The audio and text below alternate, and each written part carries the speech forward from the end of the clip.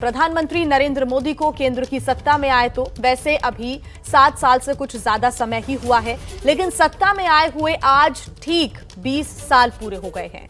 और आज ही के दिन 20 साल पहले पीएम नरेंद्र मोदी ने गुजरात के मुख्यमंत्री के रूप में शपथ ली थी। शुरुआत के करीब 13 साल गुजरात में मुख्यमंत्री के रूप में काम करने के बाद 2014 में वो देश के प्रधानमंत्री बने। सत्ता में आने के 20 साल के मौके पर पीएम नरेंद्र मोदी आज उत्तराखंड के ऋषिकेश के दौरे पर हैं, जहां से वो देश के कई शहरों को ऑक्सीजन प्लांट की सौगात देंगे। और उन्हें ट्विटर पर बधाइयां भी दी जा रही हैं। सत्ता में पीएम मोदी के 20 साल पूरे होने पर गृह मंत्री अमित शाह ने ट्वीट करके पीएम को बधाई दी है। अमित शाह ने लिखा है, वो ट्वीट भी आपको हम दिखा रहे हैं। आज से 20 वर्ष पूर्व श्री नरेंद्र मोदी जी ने गुजरात के मुख्यमंत्री के रूप में शपथ ली और वहां से शुरू हुई विकास और सुशासन की यात्रा आज तक अविरल जारी है।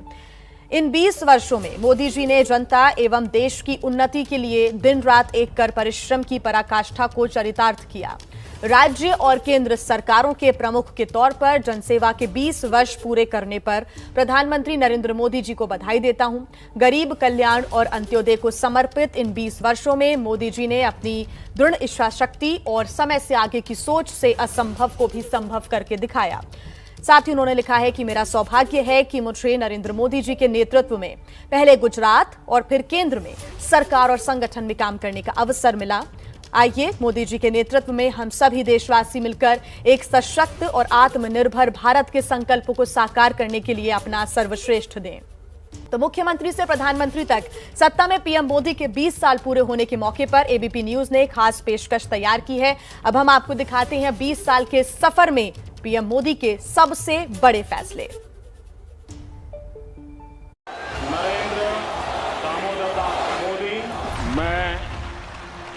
नरेंद्र दामोदर दास मोदी ईश्वरना नामे सौगंध लઉં છું કે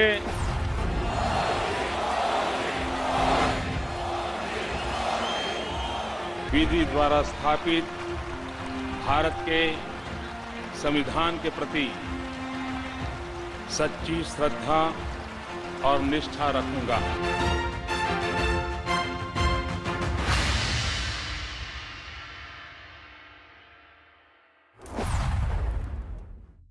देश के हर राज्य में 18 वर्ष से ऊपर की उम्र के सभी नागरिकों के लिए भारत सरकार राज्यों को मुफ्त वैक्सीन मुहैया कराएगी। भारत के प्रधानमंत्री के तौर पर नरेंद्र मोदी के कार्यकाल की सबसे बड़ी चुनौती कोरोना महामारी को कहा जा सकता है। इसमें देश की बड़ी आबादी को कोरोना से बचाना भी था और साथ साथ उससे मुकाबले के इंतजामों को मुकम्मल करना था। 130 करोड़ से ज्यादा की आबादी वाले देश में सभी वयस्क लोगों को टीका लगाना एक भीमकाय मिशन से कम नहीं। भारत ने कोविशील्ड और कोवैक्सीन के टीकों के साथ 16 जनवरी 2020 को टीकाकरण की शुरुआत की। 2 अक्टूबर 2021 के आते आते तक भारत में करीब आधा दर्जन से ज्यादा टीकों को अनुमति दी जा चुकी है। वहीं 90 करोड़ से ज्यादा डोज दिए जा चुके हैं। इसमें 65 करोड़ लोगों को जहां टीके का एक डोज मिल चुका है, वहीं 24 करोड़ से ज्यादा लोगों को टीकों के दोनों डोज हासिल हो चुके हैं। रिग्रेसिव थिंकिंग के साथ जो देश आतंकवाद का पॉलिटिकल टूल के रूप में इस्तेमाल कर रहे हैं, उन्हें ये समझना होगा कि आतंकवाद उनके लिए भी उतना ही बड़ा खतरा है। जम्मू कश्मीर के उरी में जवानों पर हुए आतंकी हमले के बाद 29 सितंबर 2016 को पाकिस्तान में चलाए जा रहे आतंकी शिविरों पर सर्जिकल स्ट्राइक करके प्रधानमंत्री ने ऐसा फैसला लिया जिसे आने वाले दशकों तक याद रखा जाएगा। इसके बाद पुलवामा में 14 फरवरी को सीआरपीएफ जवानों पर आत्मघाती हमले के बाद 26 फरवरी 2019 को भारतीय वायुसेना ने बालाकोट में टेरर ट्रेनिंग कैंप पर एयर स्ट्राइक किया। 2017 में चीन के साथ डोकलाम में 72 दिनों तक गतिरोध के बाद चीनी सेना पीछे हटी। 15 जून 2020 को एक बार फिर गलवान में भारत और चीन के सेनाएं में हिंसक झड़प हुई। युद्ध लड़ने की ताकत नहीं है, पीठ पर वार करने के प्रयास होते हो तो ये मोदी है उसी भाषा में जवाब देना जानता है।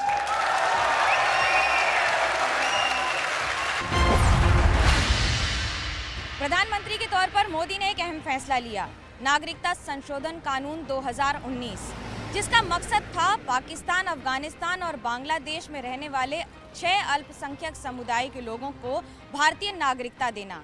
इनमें वो लोग शामिल थे जिनके पास वैध यात्रा के दस्तावेज नहीं हैं या फिर जिनके दस्तावेजों की मान्यता या मियाद खत्म हो गई है। इन 6 अल्पसंख्यक समुदायों में हिंदू, बौद्ध, जैन, पारसी, ईसाई, सिख धर्म शामिल हैं।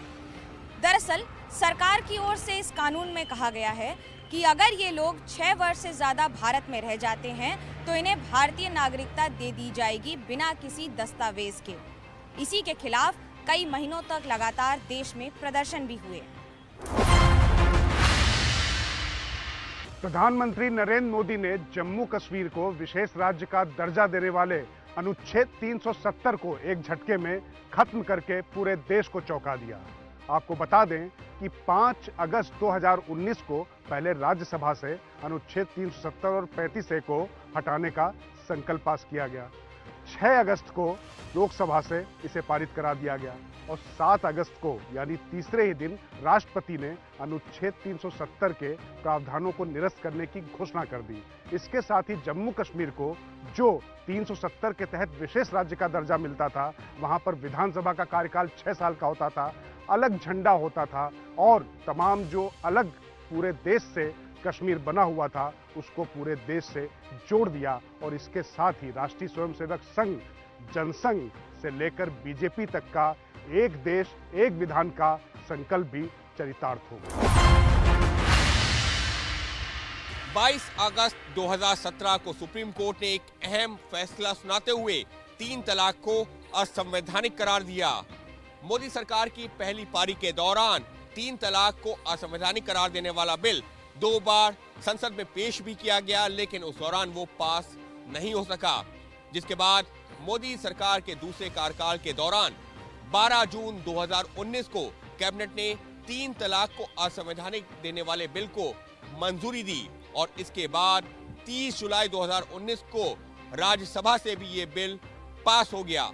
राज्यसभा से बिल पास होने के 48 घंटे के भीतर ही यानी कि 1 अगस्त 2019 को देश के राष्ट्रपति ने भी 3 तलाक को असंवैधानिक देने वाले इस बिल को कानून के तौर पर मान्यता दी। लेकिन ये बिल 1 अगस्त 2019 से नहीं बल्कि 19 सितंबर 2018 से लागू माना गया और इस तरह से 3 तलाक का दंश झेल रही मुस्लिम महिलाओं को 3 तलाक से मिली आजादी। भारत के लोकतंत्र के स्पिरिट को पकड़ते हुए, भारत के संविधान की भावना को, बाबा साहब आम्बेडकर की भावना को आदर करते हुए हमारी मुस्लिम बहनों को भी समान अधिकार मिले, उनके अंदर भी एक नया विश्वास पैदा हो, भारत की विकास यात्रा में वो भी सक्रिय भागीदार बने, इसलिए हमने इस महत्वपूर्ण निर्णय को किया। पीएम मोदी के बेहद अहम फैसलों में से एक है आयुष्मान भारत। इस योजना में गरीब और कमजोर परिवार के हर परिवार को हर साल 5 लाख का मेडिकल बीमा मिलता है। देश के 60 करोड़ लोगों या 10 करोड़ से ज्यादा परिवारों को इससे फायदा मिलेगा। सितंबर 2018 में ये योजना शुरू हुई थी और अब तक 16 करोड़ से ज्यादा के आयुष्मान कार्ड जारी किए जा चुके हैं। देश में 2 करोड़ लोग इस योजना का लाभ उठा चुके और इसी कड़ी में 27 सितंबर 2021 को पीएम मोदी ने पीएम डिजिटल स्वास्थ्य अभियान का शुभारंभ किया। फिलहाल योजना 6 केंद्र शासित प्रदेशों में लागू की जा रही है। इसमें जनधन, आधार सहित अन्य माध्यमों से डेटा का एक ऑनलाइन प्लेटफॉर्म तैयार करेगा। नागरिकों की सहमति से स्वास्थ्य रिकॉर्ड तक पहुंच और आदान प्रदान को सक्षम बनाया जा सकेगा। प्रत्येक नागरिक के लिए स्वास्थ्य आईडी बनेगी और उनके स्वास्थ्य खाते के रूप में भी ये आईडी काम करेगी। देश की गरीब महिलाओं की आंखों और स्वास्थ्य की बेहतरी के लिए प्रधानमंत्री उज्ज्वला योजना एक क्रांतिकारी कदम कहा जा सकता है। 1 मई 2016 को यूपी के बलिया से शुरू की गई इस योजना के तहत अगले 3 सालों में देश के 5 करोड़ परिवारों को मुफ्त एलपीजी सिलेंडर देने की योजना थी। 2019 में इस लक्ष्य को बढ़ाकर 8 करोड़ का दिया गया और ये 8 करोड़ का लक्ष्य मार्च 2020 के पहले यानी कि अगस्त में ही पूरा कर लिया गया है। देश के हर गांव तक बिजली पहुंचाना, 8 करोड़ परिवारों को गैस कनेक्शन देना, ऐसे अनेक काम समय से पहले पूरे हो चुके हैं। प्रधानमंत्री बनने के बाद पहली बार 15 अगस्त 2014 को मोदी ने लाल किले से स्वच्छ भारत अभियान की घोषणा की। 2 अक्टूबर 2014 को गांधी जयंती पर स्वच्छ भारत अभियान का शुभारंभ हुआ। 2 अक्टूबर 2019 तक देश को खुले में शौच से मुक्त करने का लक्ष्य रखा गया। 2 अक्टूबर 2014 से पहले तक देश के ग्रामीण इलाकों के कुल 39% घरों में शौचालय थे। आज देश के ग्रामीण इलाकों के 100% घरों में शौचालय हैं। योजना में करीब 11 करोड़ शौचालय बनाए गए। स्वच्छ भारत अभियान और अमृत मिशन की अब तक की यात्रा वाकई हर देशवासी को गर्व से भर देने वाली। प्रधानमंत्री मोदी ने आर्थिक सुधार के तौर पर देश में गुड्स एंड सर्विसेज टैक्स यानी जीएसटी को 1 जुलाई 2017 से लागू किया। संसद भवन के सेंट्रल हॉल में तत्कालीन राष्ट्रपति प्रणब मुखर्जी और पीएम नरेंद्र मोदी ने जीएसटी को लॉन्च किया। जीएसटी काउंसिल ने 1200 से ज्यादा वस्तुओं सेवाओं के लिए टैक्स दरों को तय किया। इसमें अलग अलग 4 श्रेणियां बनाई गईं जो 5, 12, 18 और 28% टैक्स स्लैब बनती हैं। देश में जीएसटी लागू होने के बाद 17 तरह के टैक्स खत्म हो गए। जीएसटी लागू होने के बाद अब वस्तुओं सेवाओं पर केवल 3 तरह के टैक्स वसूले जा रहे हैं। पहला सीजीएसटी यानी central goods and services tax, जो कि केंद्र सरकार वसूल रही है। दूसरा एसजीएसटी यानी state goods and services tax, जो राज्य सरकार अपने यहाँ होने वाले कारोबार पर वसूल रही है।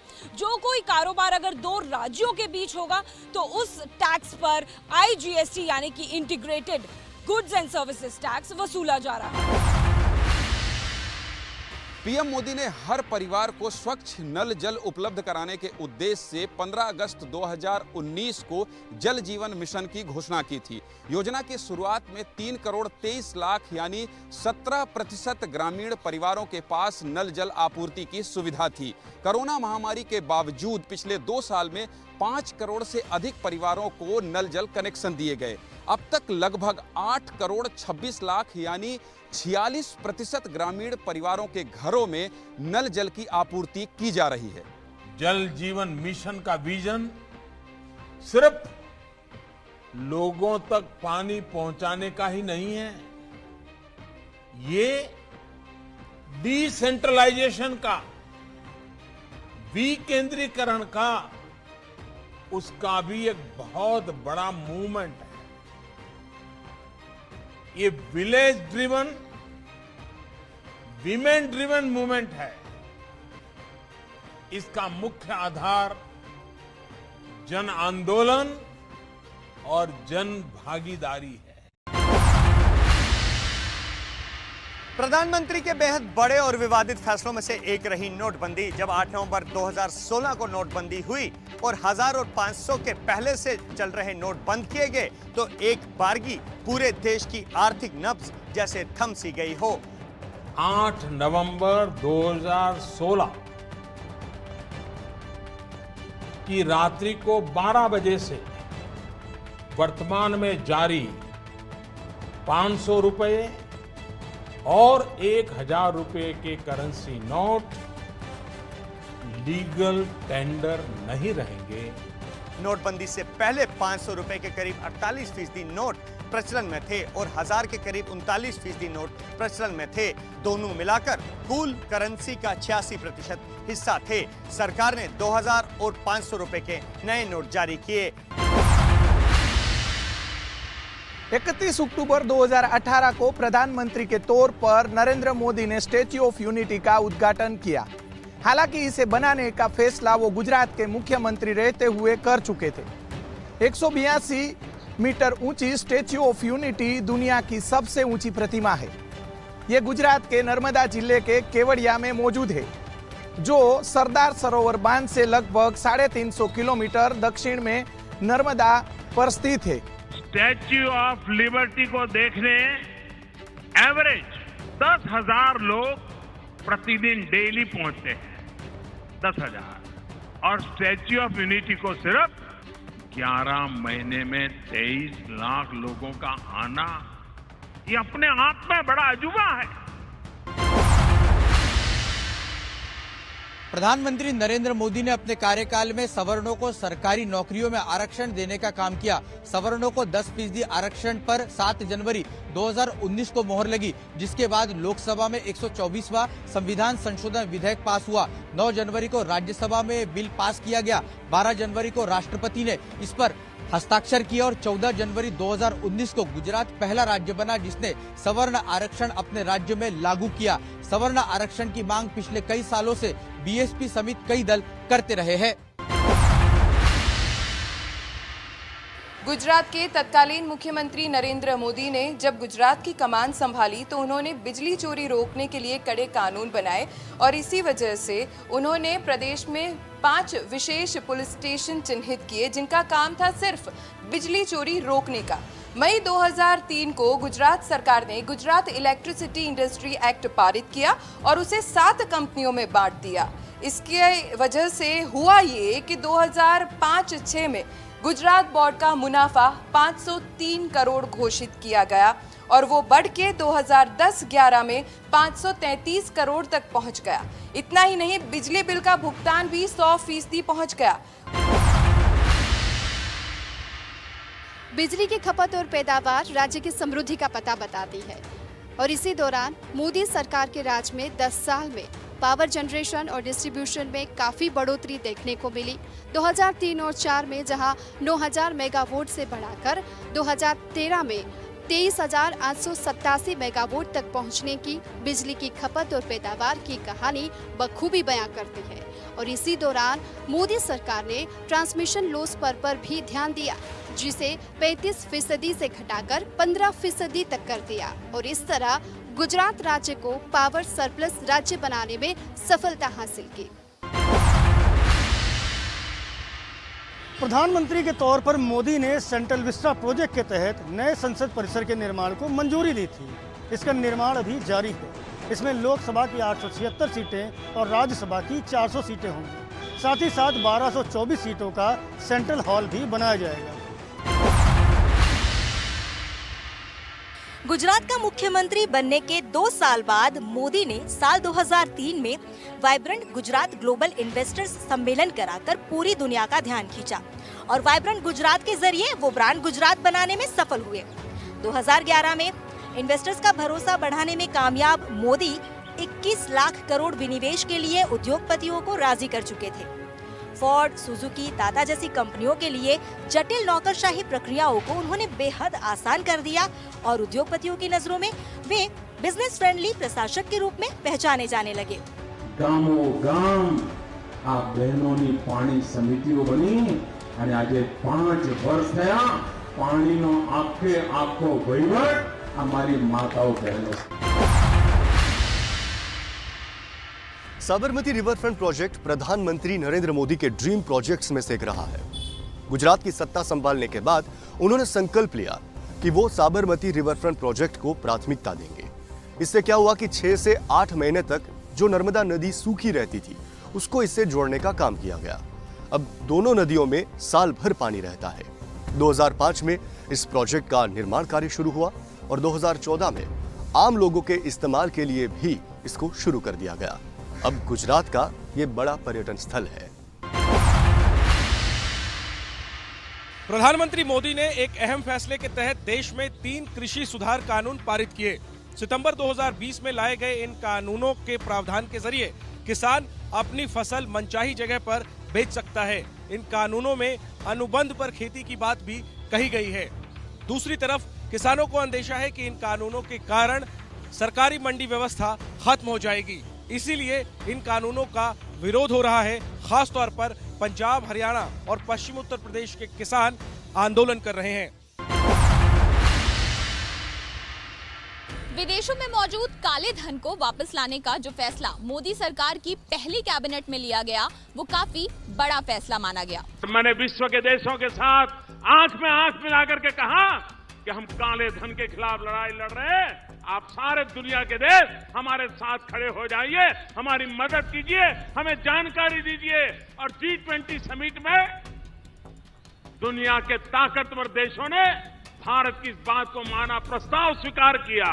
मोदी सरकार ने सत्ता में आने के बाद काले धन को लेकर SIT का गठन किया और सुप्रीम कोर्ट के रिटायर्ड जज MB शाह को इसका अध्यक्ष बनाया गया। एक अन्य पूर्व सुप्रीम कोर्ट जज अरिजीत पसायत को इसका उपाध्यक्ष बनाया गया। सत्ता में आने से पहले बीजेपी इस मुद्दे को लेकर मुखर थी।